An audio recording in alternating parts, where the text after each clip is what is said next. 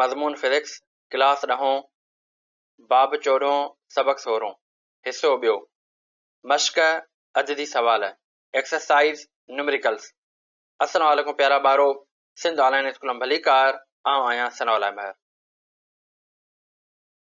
प्यारा ॿारो, जीअं त तव्हांखे ख़बर आहे त असीं चैप्टर नंबर 14 जी एक्सरसाइज करे आहियूं ऐं हिन लेक्चर खां पहिरीं वारे लेक्चर में असीं MCQ सॉल्व कया हुयासीं ऐं हींअर असीं जेको आहे section be structured question solve कंदासीं। हिन सेक्शन में असीं जेको आहे त ख़ासि करे न्यूमेरिकल्स सॉल्व कंदा आहियूं ऐं हींअर असीं जेको आहे त पंहिंजे न्यूमेरिकल्स जे तरफ़ हलूं था ऐं न्यूमेरिकल नंबर 14.1 जी स्टेटमेंट में चवे थो what is the electric force of repulsion between two electrons at a distance of 1 meter. चवे थो त ॿ इलेक्ट्रॉन्स आहिनि ऐं उन ॿिन्ही इलेक्ट्रॉन्स जे विच में जेको डिस्टेंस आहे उहो 1 मीटर आहे।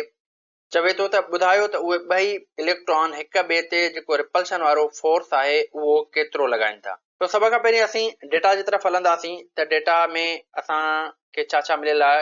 जीअं त असांखे ख़बर आहे त जेका इलेक्ट्रॉन जी चार्ज हूंदी आहे प्यारा ॿारो, उहा हूंदी आहे 1.6 × 10⁻19 कूलम, यानी हिक इलेक्ट्रॉन जी जेका चार्ज आहे उहा एतिरी हूंदी आहे।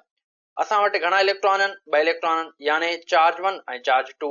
उन खां पोइ असां वटि जेको डिस्टेंस आहे उहो घणो मिलियल आहे? उहो मिलियल आहे असां वटि 1 मीटर। ठीकु आहे, हाणे हिते मां डिस्टेंस खे जेको आहे त आर सां शो कयो आहे। उन खां बाद में प्यारा ॿारो असांखे मालूम छा आहे करणो?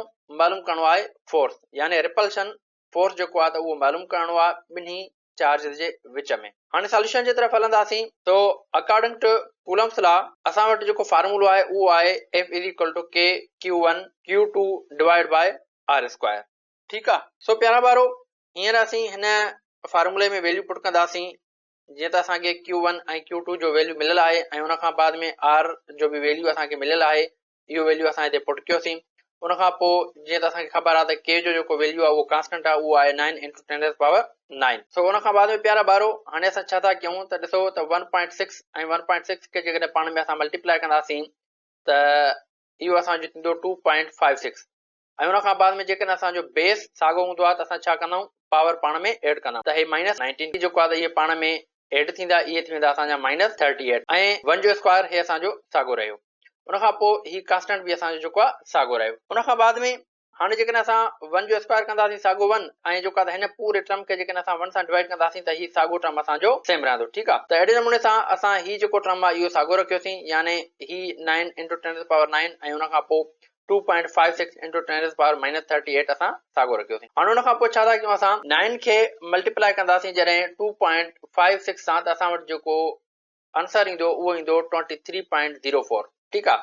ऐं उन खां बाद में जॾहिं -38 में असां 9 एड कंदासीं त असां वटि जेको वैल्यू ईंदो उहो असांजो ईंदो -29। ही जेको असांजो आंसर आहे इहो बि सही आहे, पर किताब वारे छा कयो आहे त उन जेको आहे हिकु पॉइंट असांजी अॻे कई आहे। जॾहिं हिकु पॉइंट असां हेॾे लेफ्ट साइड खणी वेंदासीं त असांजो जेको पावर आहे उहो हिकु नंबर रिड्यूस थींदो, त असांजो जेको वैल्यू ईंदो उहो ईंदो 2.304 × 10⁻28 न्यूटन। हाणे इन जो मतिलबु इहो थियो त 2 इलेक्ट्रॉन्स आहिनि, उन जे विच में जेको 1 मीटर डिस्टेंस आहे ऐं उन डिस्टेंस जे बावजूद उहे इलेक्ट्रॉन्स हिक ॿिए ते जेको फोर्स रिपल्शन वारो अप्लाई करनि था उहो करनि था 2.304 × 10⁻28 न्यूटन। ठीकु आहे।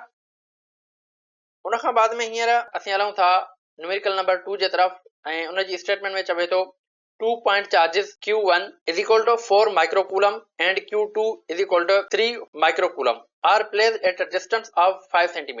What will be the Coulomb's force between them? चवे थो त ॿ असां वटि चार्जिस आहिनि ऐं उहे जेके ॿई चार्जिस आहिनि उन ॿिन्ही जो जेको मैग्नीट्यूड आहे उहो चेंज आहे, यानी Q1 जो जेको मैग्नीट्यूड आहे उहो आहे 5 माइक्रोकूलम ऐं Q2 जो जेको मैग्नीट्यूड आहे उहो आहे 3 माइक्रोकूलम ऐं उन खां बाद में इन ॿिन्ही चार्जिस जे विच में जेको डिस्टेंस आहे उहो आहे 5 सेंटीमीटर। चवे थो त हाणे इहे ॿई जेके चार्जिस आहिनि इहे हिक ॿिए ते केतिरो फोर्स लॻाईंदियूं। सो डेटा जी तरफ़ हलूं था प्यारा ॿारो। सभ खां पहिरीं असीं चार्ज खे जेके ॾिसंदासीं त असांजी जेका चार्ज 1 आहे 5 माइक्रोकूलम, हाणे माइक्रोकूलम खे असांखे जेको आहे त कूलम में तब्दील करणो आहे। इहो 1 माइक्रोकूलम बराबरि हूंदो आहे 10⁻6 कूलम जे। ठीकु आहे। त हे असांजो थी वेंदो 5 × 10⁻6 ऐं उन खां बाद में चार्ज 2 जेका आहे उनखे बि असां जेको आहे हिते कूलम्स में तब्दील कयोसीं। ठीकु आहे। उन खां बाद में जेको डिस्टेंस आहे उहा असां वटि 5 सेंटीमीटर, तो सेंटीमीटर खे बि असां तब्दील कंदासीं कंहिं में, मीटर में।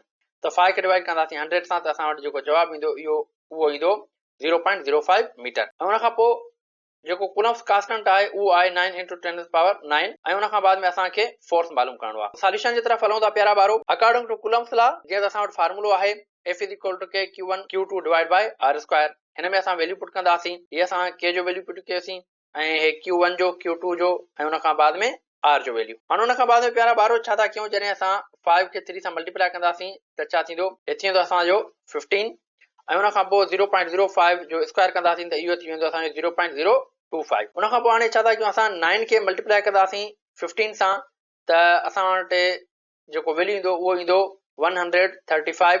ऐं उन खां पोइ 9 जेको आहे पॉज़िटिव जो आहे उहो एतिरा कयोसीं ऐं उन खां पोइ 12 असांजो माइनस जो आहे उहो एतिरा कयोसीं। जॾहिं हाणे -12 ऐं +9 कंदासीं त इहो असांजो थी वेंदो -3। ठीकु आहे। उन खां पोइ 135 खे डिवाइड कंदासीं 0.025 सां त असांजो जेको जवाबु ईंदो उहो ईंदो जेको आहे त 54,000 × 10⁻³ कूलम। ठीकु आहे। त अहिड़े नमूने सां प्यारा ॿारो, त हिन जो मतिलबु इहो आहे त असांजी जेका पॉइंट आहे उहा हिन आख़िरी ज़ीरो जे पोयां आहे। ठीकु आहे।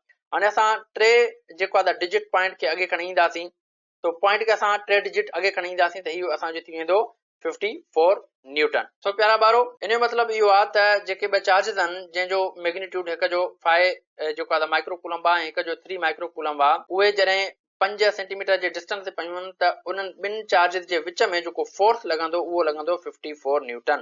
ठीकु आहे। उन खां बाद में हींअर असीं हलूं था न्यूमेरिकल नंबर 3 जे तरफ़ ऐं उन जी स्टेटमेंट में चवे थो, if 2 microcoulomb charge is placed in the field of 3.42 × 10⁻11 Newton upon coulomb, what will be the force on it. चवे थो त हिकु चार्ज आहे जंहिंजो मैग्नीट्यूड आहे 2 माइक्रोकूलम ऐं उहा हिकु फील्ड में पई आहे ऐं उन फील्ड जो जेको मैग्नीट्यूड आहे, उन फील्ड जी जेका स्ट्रेंथ आहे उहा आहे 3.42 × 10⁻11 न्यूटन अपॉन कूलम। हाणे चवे थो त उन फील्ड जो जेको फोर्स आहे उहो हिन चार्ज ते केतिरो लॻंदो। जीअं त तव्हां डायग्राम में ॾिसी रहिया आहियो प्यारा ॿारो, त हीअ जेको आहे त फील्ड आहे ऐं उन फील्ड में असांजी हीअ चार्ज पई आहे ऐं हिन चार्ज जो जेको मैग्नीट्यूड आहे उहो आहे 2 माइक्रोकूलम ऐं हिन फील्ड जो जेको मैग्नीट्यूड आहे यानी हिन फील्ड जी जेका स्ट्रेंथ आहे उहा आहे 3.42 × 10⁻11।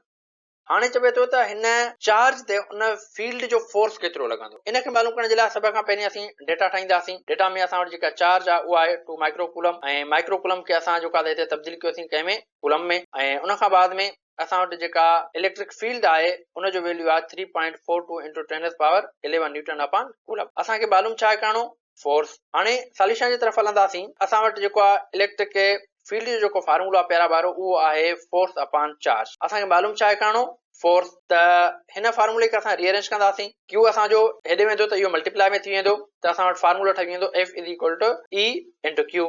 ठीकु आहे। हाणे हिन फार्मूले में असां वैल्यू पुट कंदासीं। इलेक्ट्रिक फील्ड जो वैल्यू आहे 3.42 × 10⁻11 ऐं उन खां पोइ चार्ज जो जेको वैल्यू आहे उहो आहे 2 माइक्रोकूलम यानी 2 × 10⁻6। हाणे उन खां पोइ छा कंदासीं, असां जेको आहे 3.42 खे मल्टीप्लाई कंदासीं 2 सां त हीअ असांजो बीहंदो 6.84 ऐं उन खां पोइ 11 मां माइनस कंदासीं 6 त असां वटि पावर बचंदो 5। हाणे उन खां बाद में हाणे असां छा था कयूं प्यारा ॿारो, हीअ जेका ॾहाई आहे हिन ॾहाईअ खे असां 2 नंबर राइट साइड खणी था वञूं त हीअ असांजो जेको वैल्यू ईंदो उहो थी वेंदो असांजो F = 684 × 10⁻³ न्यूटन।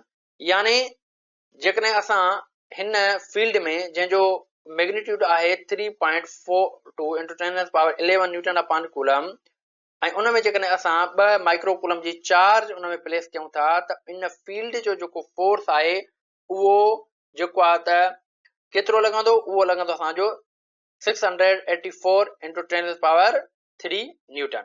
तो प्यारा ॿारो, मूंखे उमेद आहे तव्हांखे ही जेके न्यूमेरिकल्स आहिनि उहे सुठे नमूने सां सम्झ में अची विया हूंदा। तो हिन लेक्चर खे असां ख़तमु था कयूं। इंशाअल्लाह फर्दर न्यूमेरिकल्स असां नेक्स्ट लेक्चर में जेको आहे त सिखंदासीं। तेसिताईं अल्लाह हाफ़िज़।